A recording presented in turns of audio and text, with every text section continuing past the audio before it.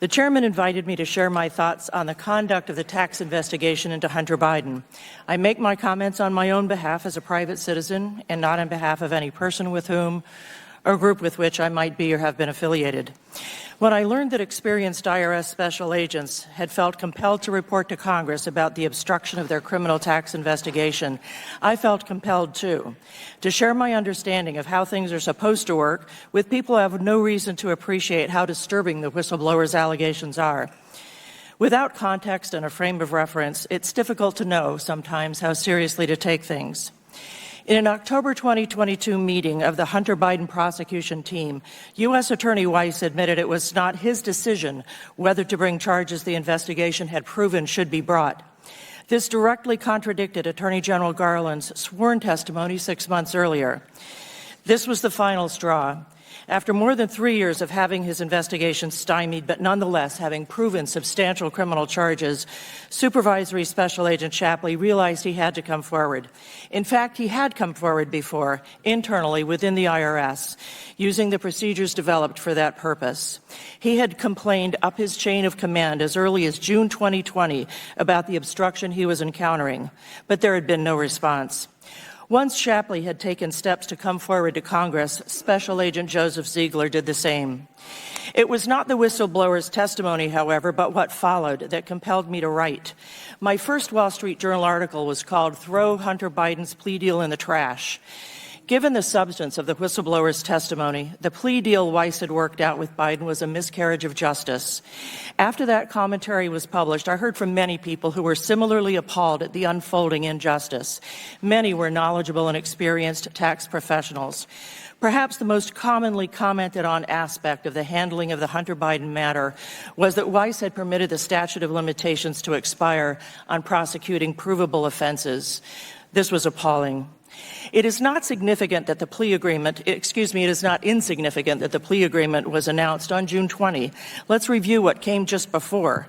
On August 19, it became known that IRS employees were going to let Congress know about the obstruction they were encountering. Later, Shapley and Ziegler sat for hours of sworn and subscribed testimony with the House Ways and Means Committee staff. It was expected that the committee would make the testimony public. It did, on June 22. U.S. Attorney Weiss, with his June 20 announcement of a plea deal, beat the publication of the whistleblower's testimony by the skin of his teeth. 2 days. If the whistleblowers had not come forward, would Weiss have brought any charges at all? My second Wall Street Journal commentary was published on July 25. It was called "You'd Go to Prison for What Biden Did."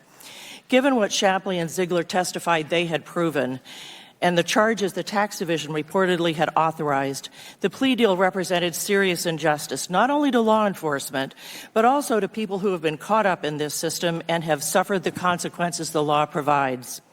I received a great deal of positive feedback on this commentary, too. People understand that for laws to be respected, they must be enforced. The nature of any investigation is the following of leads. That didn't happen here. This team was not permitted to search the guest house of Joe Biden's Delaware mansion and Hunter Biden's storage facility in Virginia, to interview family members and business associates, to examine Hunter Biden's abandoned laptop.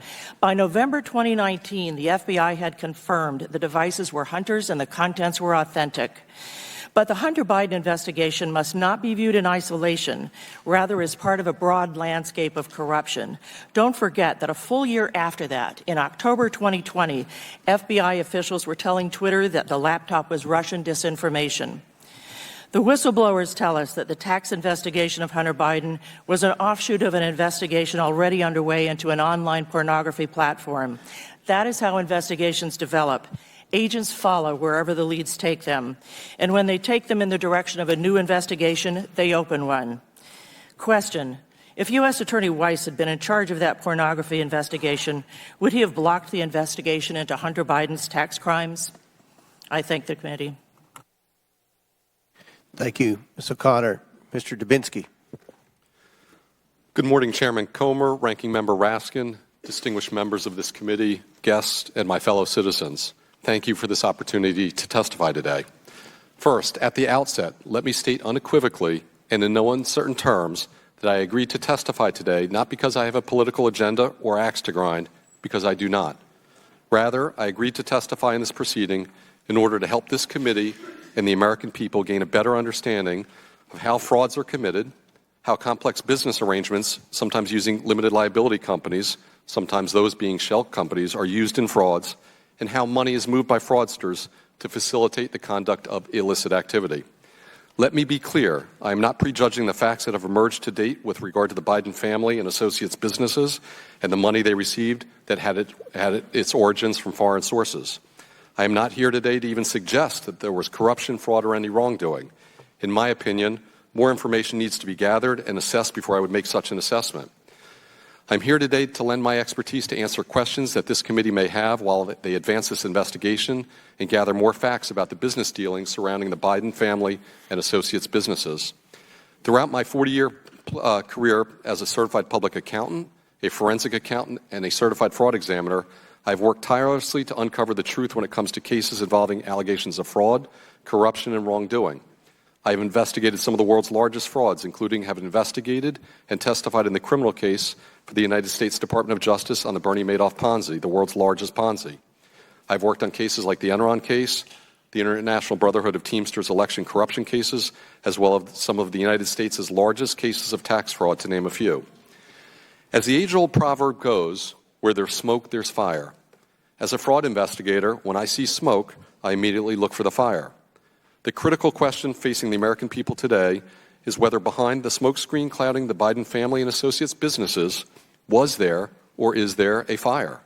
And if there was or is a fire, how big is that fire? Why were members of the Biden family and close business associates receiving millions of dollars of payments from foreign entities and individuals? What services, if any, were being provided? What was the substance of the alleged services being provided? Was the money being paid for a fair amount commensurate with those services? Were political favors being traded and disguised as services? These are the questions that, as a forensic accountant, I routinely am asked to answer when I'm hired to investigate allegations of corruption and fraud. There's a great deal of evidence that has been collected to date by this committee and others trying to answer these very questions. However, much more information is still needed in order to be able to answer these questions and make a final determination as to whether or not the Biden family and its associates' businesses were involved in any improper or illicit activities, and